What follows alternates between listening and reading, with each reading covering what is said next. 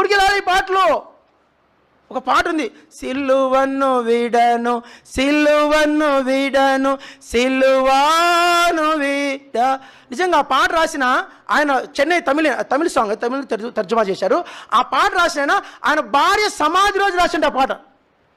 భార్య dead body పెట్టుకొని ఈ పాట రాశాడంట ఆయన.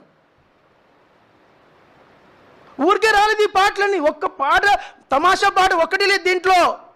మనుషులు మెప్పు కొరకు ఒక్క పాట, ఈ హెబ్రోను పాటలో ఏ మనిషి పాట పేరు ఉండదు. ఎవరు రాశారని ఆ సంగతే తెలియదు. అది మరుగు చేయాల, యాక్సెప్ట్ చేయరు. కాబట్టి ఆయన నామమును ప్రేమ పాట అంటే నామం అనే నామాల గురించే ఆ పాటలన్నీ. నేను కనీసం 100 పాటలు నోటికి రావాలా, కనీసం 500 పాటలు ఇంకా మంచిది. ఆ నామమును ప్రేమించేవారు హృదయమందు ఉల్లసిస్తారంట. ఇప్పుడు హృదయంలో సంతోషం కలగాలంటే ఏం చేయాలా? ఆయన నామాన్ని ప్రేమించాలి. మీకు మోరుంది,